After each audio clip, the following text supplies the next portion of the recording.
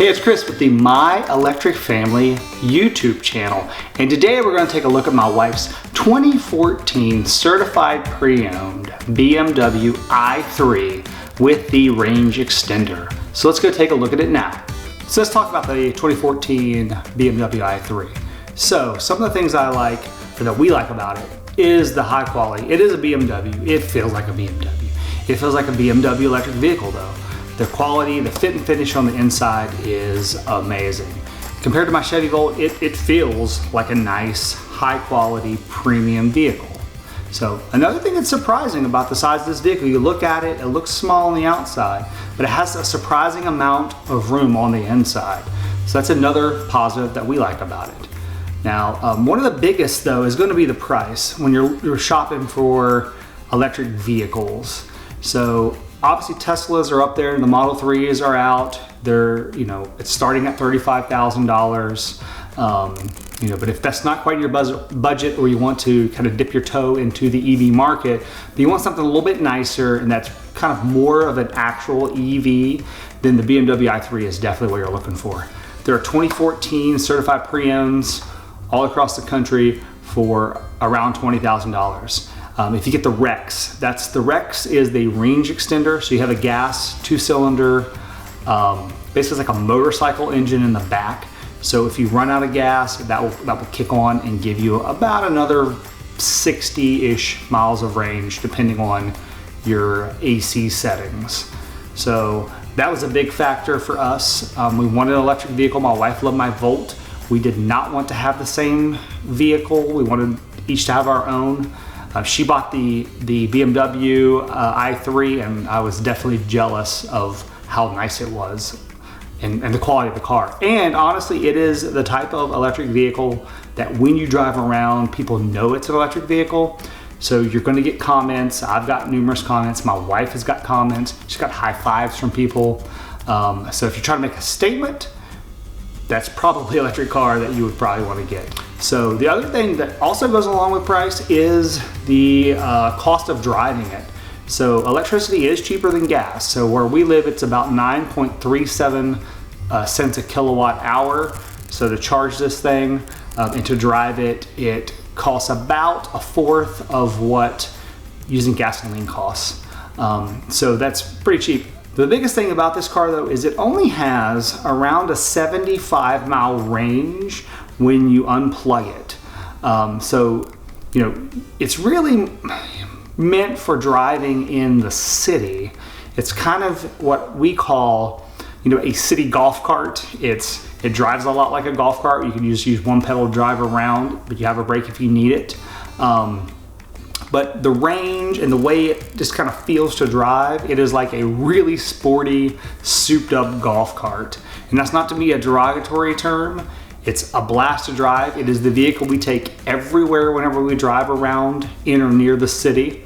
And up to the farthest we've taken it has been around 50 miles away.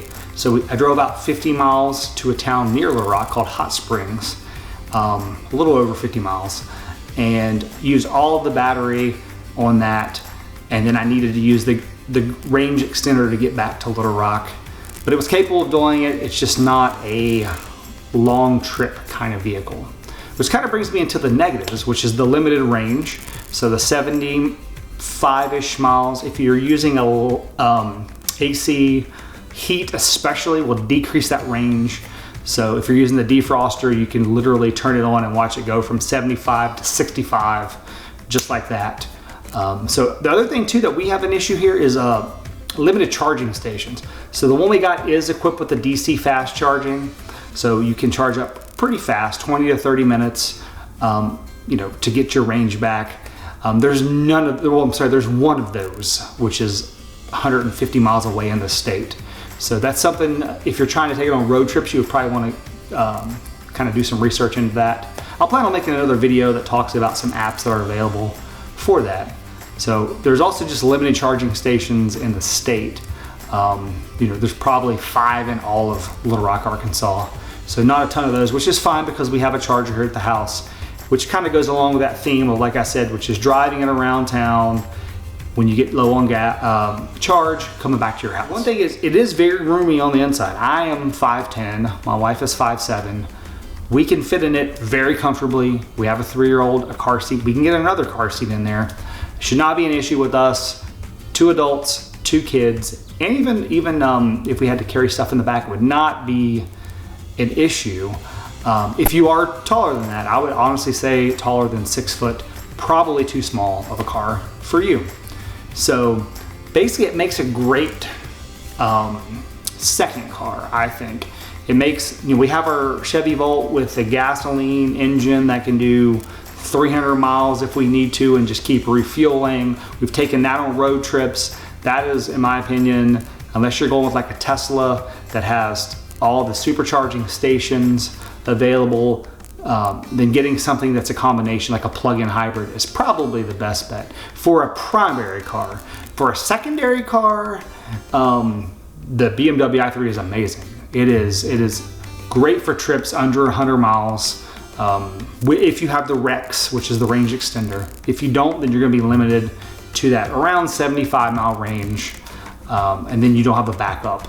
So that's kind of a negative for that. That's why we went with the Rex instead of just the standard BMW i3. I love this car. It's a great commuter car.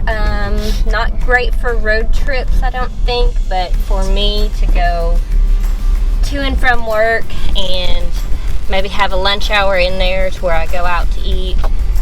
I can usually get home and back to work and all that with just the battery, so I don't ever really use a lot of gas. I think I have filled up 3 times in the several months I've had it, and it's about $5 for the half a tank I use. So you'd say this is like a perfect city car? Oh, it's a perfect city car. Commuter car, just to and from work. Or as we like to call it, the city golf cart. It's a city golf cart.